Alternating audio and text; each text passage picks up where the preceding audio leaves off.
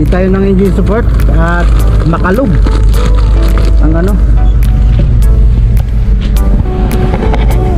Kaya mga kabossing, dito tayo kumuha ng gulong, mga second hand goods, lahat ng mga gulong dito. Saan?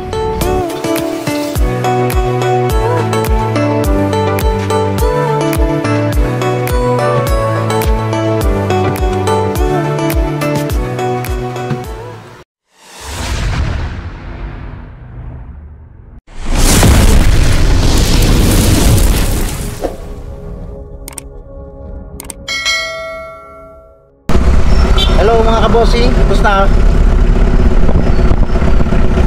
Hello mga kabossing, good morning sa inyong lahat.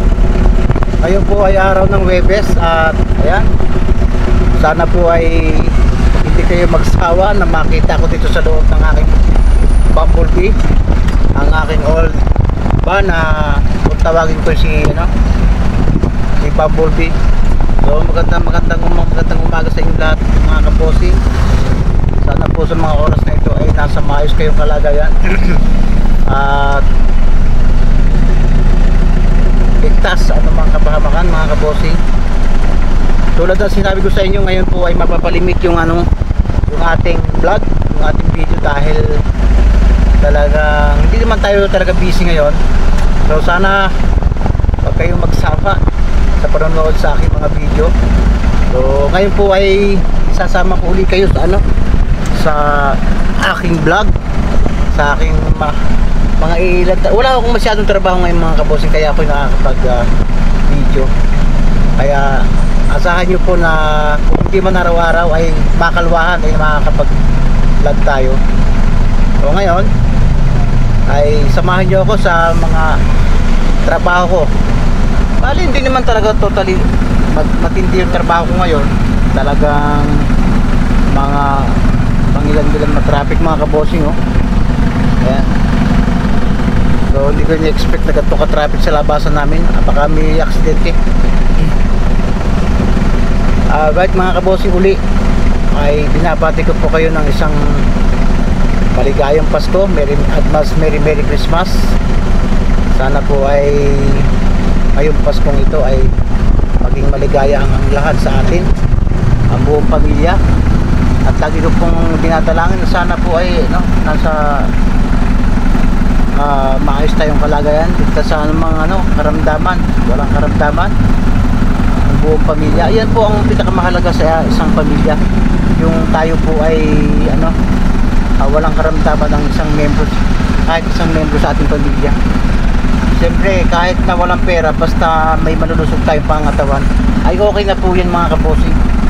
So yan, kahit na mahirap ang buhay ngayon mga kabossing, ay siyempre at to survive pa rin tayo. Napakamahal ng bilihin, pero kailangan natin mag-survive, maging masaya lang habang tayo nabubuhay sa mundo. Yun naman po ang yun naman po ang ating hinihiling sa buong Panginoong nasa taas.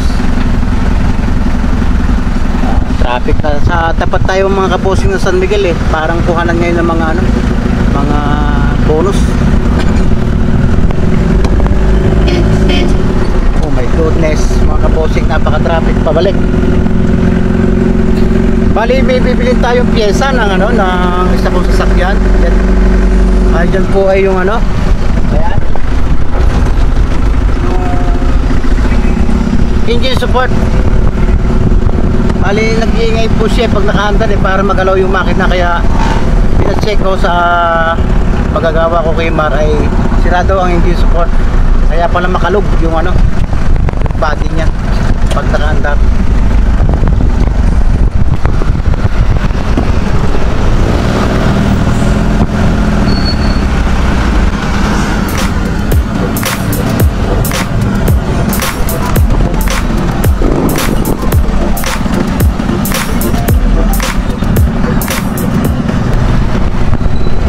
Mainit kayo mga kabossing, parang nawala yung lamig Bali hindi pare-parehas yung klima ngayon. Merong malamig, merong mainit na parang summer.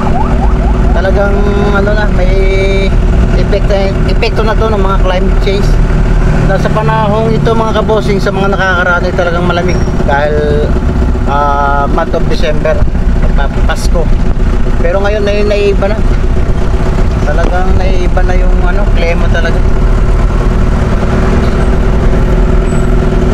So kung natatandaan yung mga kabosing, yung sabi ko nung last two vlogs ko na hindi na ako bibili ng ng unit at January na, medyo na boring ako mga kabosing kasi naubos yung unit ko eh. Kaya nakabili tayo ng ng 4 uling unit. Siguro by January na yun may on sale. Konti lang naman ang kinikita natin dyan mga kabosing, at least pambigas-bigas na. Hindi naman tayo mga igutil o hindi naman tayo paltado na. Kailangan pa rin natin maghanap buhay. Siyempre ngayon magpapasko ay magastos ngayon, maubiga talagang gumastos. Pero alam mo na, mga bata, kinakailangan natin, mga anak natin, naibili natin ng kahit kaunting regalo, at kahit doon sa mga inaanak natin mga kabosing. Siyempre hindi lang sa mga inaanak mga kabosing, sa mga kilala natin, pag nakikita natin siyempre Pasko, baka biglang hindi naman namamasko yung mga tanda, yung lalo na yung mga trabahador mo. Kaya lang hindi mo rin talaga matitiis eh. Last yung mga pandemic na nakaraan, laging sabi ko sa mga tao ko na so ngayon wala muna tayong Pasko, sana ay maunawaan ninyo ako. Medyo mahirap ang buhay ngayon, mahina kita, kaya huwag tayo mag-expect ng dating Pasko mga kabosing. Pero anyway, hindi ba rin man talaga matitiis eh tuwing Pasko yan mga kabosing. Iiwan na yan ng Pasko eh, kaya kahit na yun nga mga tao po na medyo nagiging pasaway, ay hindi mo rin matitiis mga kabosing eh. Parang ang pangit naman kung yung mga iba ay mabibigyan mo at tapos sila ay hindi. Laging sabi nga ng siguro kilala ng mga tao ako na magaling lang ako sa salita mga kabosing. Magaling ako magmura, magsalita ng ano-ano, pero hindi ko rin naman matiis mga kabosing. Magaling lang ako sa salita eh, yun ang totoo eh. Laging sasabihin ko, ikaw hindi ka na makakaulit sa akin, talagang bibigyan kita ng warning. Wala rin eh. Kaya siguro nasanay na rin yung mga tao ko na si bossing naman eh, hanggang salita lang yan. Ang galit naman yan 30 minutes yan, maya wala na. Nadadala lang tayo ng ating emosyon. Minsan naman mali na rin talaga yung mga pinagsasabi ko. Kaya minsan ang ginagawa ko pag ako'y sa trabaho at medyo nai-stress ako na lang naiwas mga kabosing, nalayas na. Iniiwasan ko na lang sila. Hindi katulad ako dati. At siyempre na edad na rin tayo mga kabosing, kaya kinakailangan maging na lang tayo, relax na lang. Hindi naman tayo dapat magpaka-stress. Yan, totoo yan tayo. Minsan talaga pag nakagalit ako kasi ang trabaho ko mga kabosing ay napaka-stressful talaga. Makaka-encounter talaga ako ng mga taong pasaway.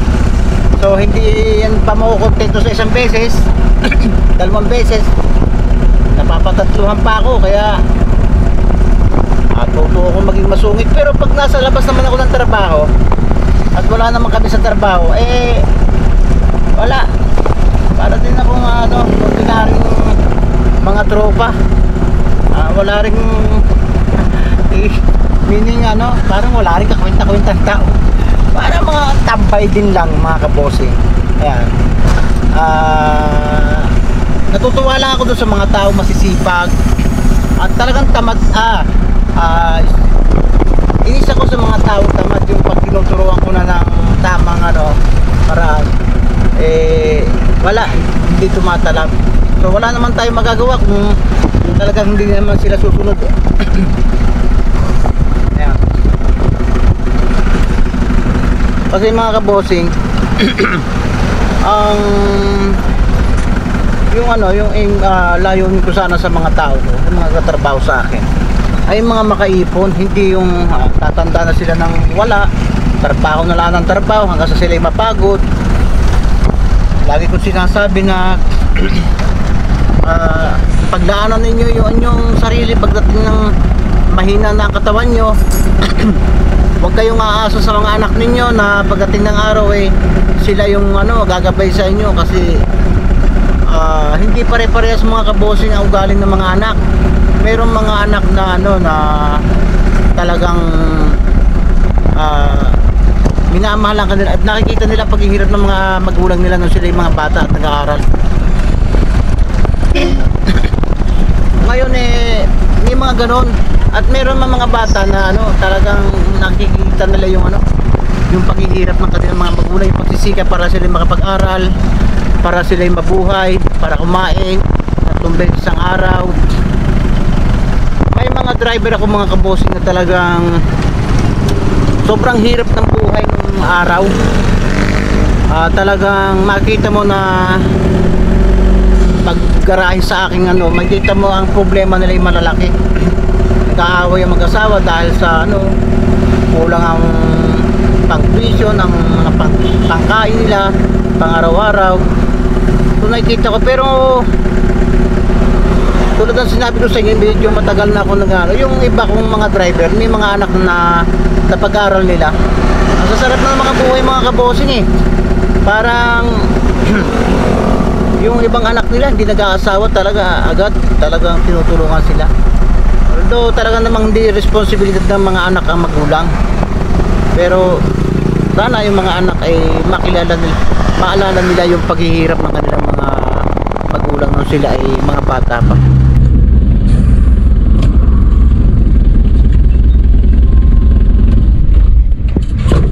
Tayo mga bossing, tayo.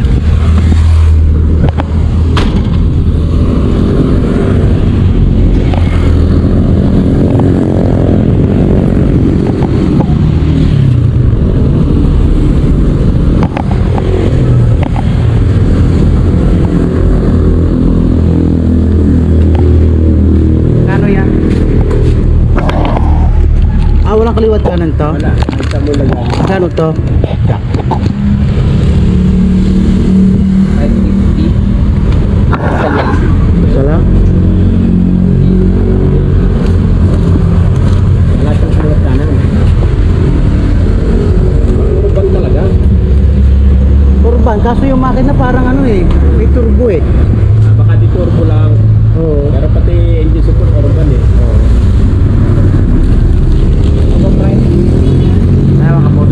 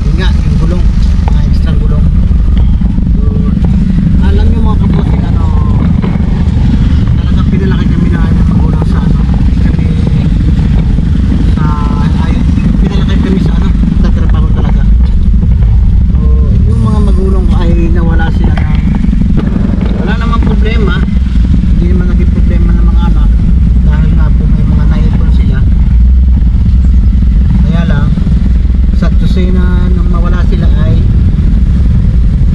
pandemic or ayun nga yung COVID-19, talagang nakakapanlumo pag-alis pagkawala nila. Pero kung hindi sana ganon, siguro mabibigyan namin sila ng magandang pamamahala o TV. Wala eh, talagang hindi mo expected talaga. So napapansin ko lang yung mga ganyang bagay mga kabossing, kasi marami po ang napapansin ko. Meron din ako kilala na tumanda na ang kakilala ko, kapitbahay ko noon, na may anak siya nasa abroad, pinabayaan na po siya, nagkasakit, ayan, anak niya nasa abroad, hindi na po bumalik, dinala lang siya sa sa comfort agent, at doon na rin siya namatay sa bahay ampunan sa comfort agent. Nakakaawa mga kapos. At marami din tayong kwento na narinig ko, siguro ang ilan sa inyo nakakakita o nakaka-experience na kapag ang magulang ay tumanda na, wala na kaya, hindi pinapabayaan ng mga anak. Nakakaawa po mga kapos. So hindi naman talaga obligasyon ng mga anak na arugwain yung mga magulang, pero sa sariling pag-iisip mo na lang o pag-uugali mo na dapat hindi mo pinapabayaan ang magulang mo once na tumanda na at wala na kakayanan mo magtrabaho.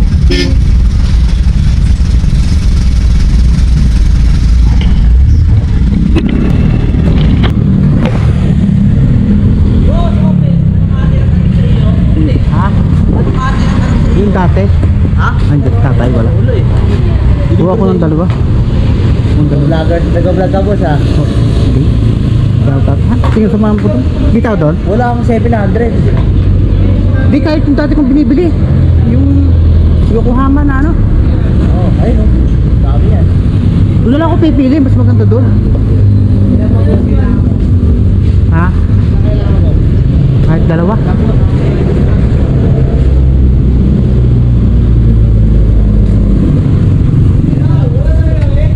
Wala ka naman yan.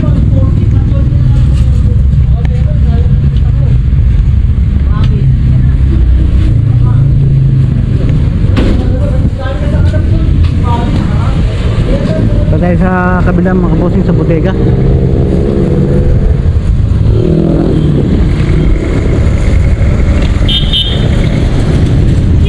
Parude. Natawa, magkakalatawa tayo. Baka hindi ako makalakad ng sa January, baka biglang makapos ng gulong. Kaya maghahanda ako.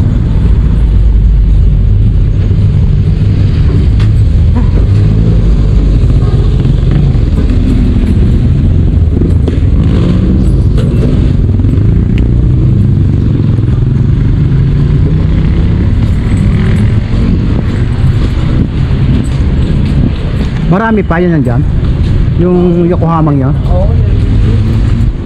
Pagtsaga ako, medyo maliit naman siya, malaki lang na konti. Mas malaki pa nga sa Goodyear yun. Mas malaki pa nga ang Goodyear. Sa gano'n? Oo. Yung 7 na yung Yokohama. Baka meron na dito mga bagong Oo. mga bagong luma. Klase susi yan, nalaglag na. Wala na, dumidiretso eh. Kaya mga kabosing, dito tayo kumukuha ng gulong, mga second hand goods, lahat ng mga gulong dito. Saan? Parang andun eh. Oo nga, ayan, mga 750 yan. Lahat tayo ng ano po nga, kami 700 na lang dito. Ayun, nagkasama ang interior. Sa? Ito, mga Yokohama. Yung Yokohama kasi para maliit-liit. Parang andun eh. Yan yata eh. Yun yung hilihiliran mo. Ha? Yun yata yun. O yan ba? Ito lahat yan, puro 750 yan. Dami. Ito. Si babaw na to. Dito dyan. Yan si babaw na yan. To? Oo.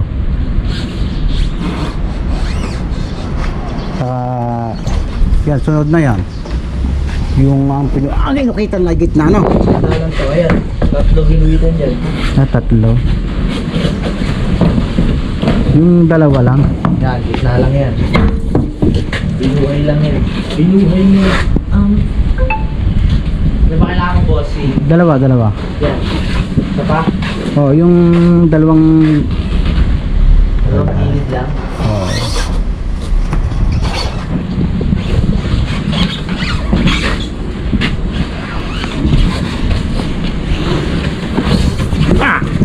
Boss quality. Huwag mo na akong interior. Dati nung huli kong kinuha, hindi ako nabigyan ng interior eh. Dami ng interior eh. Meron dyan ano ah. Ayaw mo kunin yung mahal, wampur eh no? Alin? Yung mga recap, yung mga ano.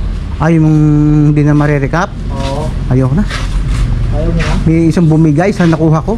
Butang ina yun. May nakuha ko dun dalawa eh. Yan mga kabossing oh. Maayos po ito mga. Ang brand dito ay Yokohama. Madudumi lang to yung mga kabossing oh. Dalawa lang ang inukitan dito. Interior na Ano ba interior? oh, dati may interior eh nung ako huli kong balik. Wala na, hindi na ako nakakuha, nagmamadali ako. O yan oh. Ano ba to? 700 ba to? Tanong ko muna kay boss. Oo, tanongin mo. Parang Ano tayo? Marami naman to. 460 niya boss. ay 16 ba yan? 1, 2, Magkano nga yan? 4. 2, 6? 1, 2, 6.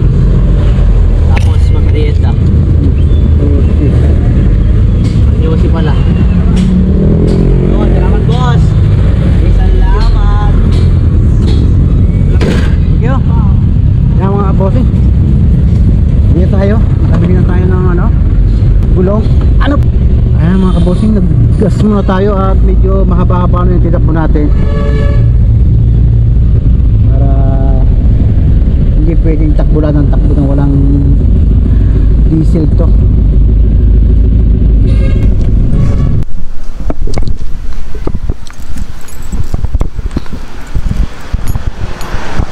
Kaya mga kabossing, nandito na ako sa bahay.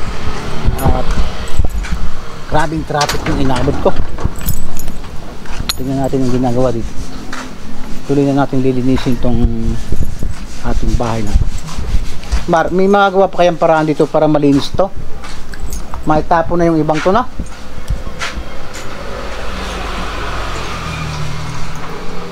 Linisin natin yung bahay.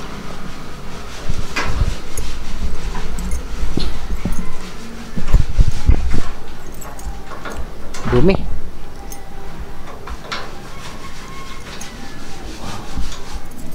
Ayaw ah.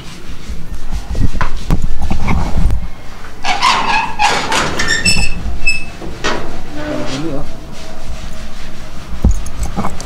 Mamaya bago ang buya no. Ayusin mo yung air cleaner nun ha. Yung L3. Ayan mga bossing. Napinturahan na itong Montero. Ha? Meron. At pure black mga kabosing to. Inumpisahan ng lihahin bago bapingin ng mga kabosing niya.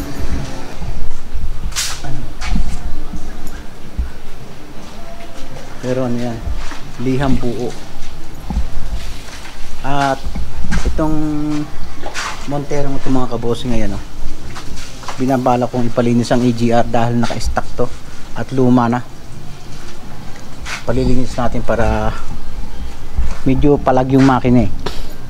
Mar, hindi mo napansin, hindi kaya sira ang engine support nito? Ha? Itong Monterong to?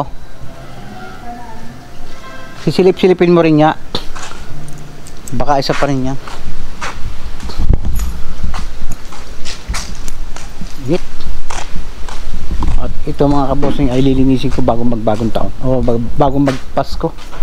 Dito yung mga pinag-inuman ng ang dumi. lilinisin natin yung mga kabosing. Dumi.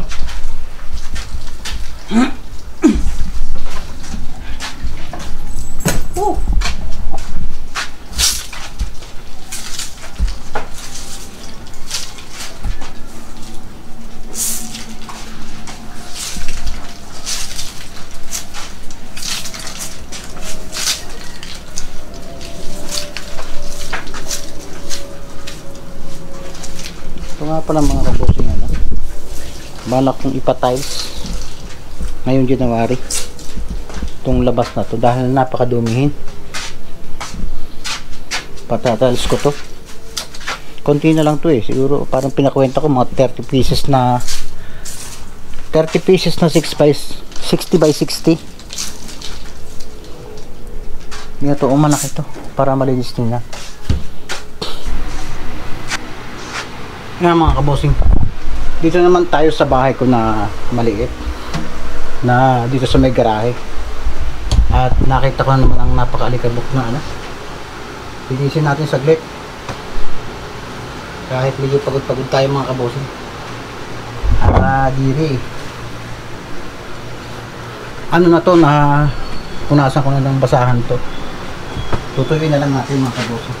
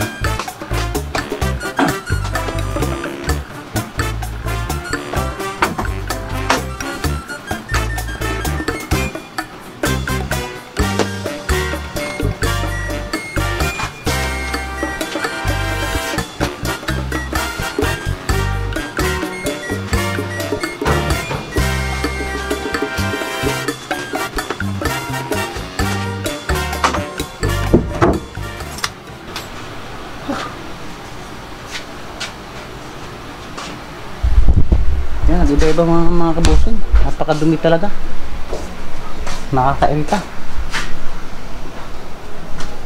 So ito, tulad na sinabi ko sa'yo, itatalis ko po ito, itong labas na to dahil napakadumi. Siguro by January italis ko yan. At ano, pakalikabok. Ako lang naman talaga mga kabosing ang naglilinis dito dahil ako lang naman nakakapagbisita dito sa ano. Hindi pagod na tayo mga kabosing. Yan, pahinga muna tayo mga kabosing. So yan, medyo mahaba-haba ng ating ano, vlog. At yun, medyo napapagod mga kabosing. May tuloy ko nga pala yung sinasabi ko kanina tungkol doon sa mga anak na ano, responsibilidad ba talaga ng mga anak ang kanilang mga magulang pag matanda na at hindi na makatrabaho. Ang masasabi ko dyan, sa tingin ko, depende na yun sa anak eh. Although alam ko naman na ang mga magulang ang responsibilidad ang palakihin ang kanilang mga anak. Kaso sa nakikita ko sa sistema ng ating, nakikita ko na sa nangyayari, marami pong mga magulang ang ano, nagiging kawawa pagdating ng araw. I mean, marami pong magulang ang ano, napapabayaan pag sila ay mga tumanda na at marami po rin tayong napapanood sa mga, kahit po sa mga social media, sa TV, na yung pong mga anak nila ay maayos ang buhay, pero yung magulang nila ay patuloy po yung paghihirap. At siyempre matanda na sila, hindi sila nakaipon, dahil sa pagtitiyaga na may agapay mapag-aral yung mga anak. So marami din sa ating magulang ang hindi nakapag-aral, at lagi na ang pangarap nila ay makapag-aral yung mga anak nila, at para din sa kinabukasan ng mga anak. Pero ang system, mga kabossing, marami pong lumalabas na mga anak na pwede kong sabihin na walang utang na loob. Hindi naman natin sasabihin na sagot nila yung pagiging matanda, pag wala na silang silbi o wala nang kaya. Pero napakawalang puso ng mga anak pagka pinababayaan ng mga magulang na nagkakaganon. Hindi nila iniisip, at marami din naman mga anak na hindi naman totally naghirap yung mga magulang, pero nung sila ay nakariwasa na at marunong, kaya nila at sila may katrabaho, ay talagang minamahal din nila ang mga magulang nila. Halos yun, may experience po ako sa mga driver ko, nakakatuwa na nga yung mga anak ng driver ko. Talagang ngayon ay ang nagpapasarap ng buhay yung driver ko. Wala na po sa akin mga driver na yung mga kabossing, bali hindi na po siya nagdadrive, at ayun na siguro pagmanehohin ng mga anak, dahil gusto magpahinga na. Ayan. So ako, ang akin naman, kung ako ang tatanungin dyan, bahala na yung mga anak ko kung ano man ang kanilang ipagkaloob sa akin. Hindi naman tayo nag-expect ng nung tayo ay maalala, kasi hindi man dapat hinihiling yun ng isang magulang sa anak. Yun ay dapat kusang ibinibigay ng mga anak sa magulang, lalo na kung hindi naman sila pinabayaan, pinag-aral naman, at hindi lingid sa inyong kaalaman, mga kabossing. Ang dami po mga magulang ang nung tumanda ay pinabayaan ng mga anak. Meron nga talaga ibinigay na sa home for the agent, minsan nasa kalsada na lang. Pag tinanong mo, asan po yung mga anak nyo, andun po sa may sarili-sarili nilang pamilya. Ay ba't nandiyan kayo? Ayaw kong sumama sa mga anak sa anak ko, at nahihiya ako. Ayaw kong sabihin na pasanin ako ng ayong mga anak. So nakakaawa naman mga magulang pagka ganun. So advice ko lang sa mga anak, sana mahalin yung magulang nyo, lalo kung kayo na may pinalaki ng ayos at kayo ay pinag-aral, hindi kayo pinabayaan. So hindi naman sinasabi na arugain ninyo at kayo mag-intindi. Dapat kung talagang wala ay sino pa naman mag-iintindi no kundi kayo. Ibig sabihin yung iba pang tao na hindi naman, wala namang utang na loob sa magulang nyo, siya pang dapat mag-aruga doon. At papasalamat ako doon sa mga ahensya ng gobyerno, sa home for the agent na nagkakalinga doon sa mga tanda na walang mga anak na kumalinga nung tumanda. Nakakaawa talaga mga kabossing. So ayan, sa ibang bansa mga kabossing, pagdating ng 18 years old ay dapat nagkasarili ka ng hanap buhay at nagkasarili ka ng sikap. Dito mga kabossing, may pamilya na, ikaw pa rin ang umaasa once pag nakita ang magulang ay malakas pa. Pero pag mahina na, wala na talaga wala na silbi. Hindi ko naman nilalahat, pero meron pong ganong mga anak. Sana wag yung danasin ang pinaparanas nyo sa inyong magulang sa magiging anak nyo, doon sa mga anak na ganyan. Ayan. So yan naman ay napabanggit lang dahil medyo napapagod tayo sa paghahanap buhay, at hindi na po tayo bata, medyo matagal-tagal na rin talaga tayo nagkukulakod kung tawagin sa amin. At sana hindi lang ako, yung ibang mga anak ay lagi nang isipin ang mga ginawa sa kanila o mga pag-aaruga sa kanila nung sila ay maliliit pa. Ang problema mga kabossing, yung mga anak pag nagkapamilya na ay mas pinapriority masyado yung kanilang bagong pamilya, at kinakalimutan yung kanilang mga mulan, mga magulang. Sana huwag naman ganun. At yan po ay alam mo nasa taas kung ano po ang iyong ipinaranas ay siya mo rin mararanasan mga kabosing. So hindi naman natin kinakailangan na kung hanggat kaya huwag pababayaan magulang pagka talagang tumanda sila nang wala silang naipundar at naging sakitin, nagsuro. Huwag naman sana pabayaan. Iparanas sa kanila yung dinanas ninyo nung kayo mga bata pa. Ayan. Ako yung mga magulang ko nung buhay pa, alam, yun naman na ano ko na talagang malaki din ang sakripisyo nila. At siguro kaya hindi ko rin masyadong naiintindi yung kanilang katandaan ay kasi meron naman sila, pero mula nang sila mawala, lalo kong naintindihan yung kanilang paghihirap sa akin nung ako'y bata pa. Kaya para doon sa mga anak na buhay pa mga magulang, huwag niyo pababayaan sila. Kung halimbawa man kahit meron yan, kinakailangan pa rin nila ng kalinga, lalo kung may edad na. So yun mga kabosing, yan po naman ay nabanggit ko lang, depende kasi sa araw ng aking trabaho minsan tumakbo sa isip ko na ako ba'y hanap buhay ng hanap buhay, pag ako ba'y nakapundar, yung bang naipundar ko ay pagiging maganda sa mga anak ko o baka na mapag-awayan lang, pero sana naman hindi. Ayan mga kabosing, so medyo mahaba-haba na rin yung vlog ko, hindi ko tayo saan bakay kung ito. At ito binabala ko nga parentahan, matagal na, kaso medyo nadudumihan ako, kinakailangan kong italis itong labas, then sasaraduhan ko yan yung mga pagbibigyan ko lang ng bintana para hindi dumihin ang loob. At ito nga ang labas na ililinisin ko bago magpasko, at napakadumi, naging talyer na. Ayan pagbebenta ko na yung mga gulong na pinagpalitan yan. So dito naman may nag-i-stay yung isang driver kaso sa bandang yon, at para naging kusina na. Lilinisin natin yan bago magpasko mga kabosing. Lilinisin natin yan mga para na kusina. Dapat ang bala ko dyan garden kaso wala nabalahura na. At yan nga, wala nga yung tanim na dati may tanim yung mga gulay.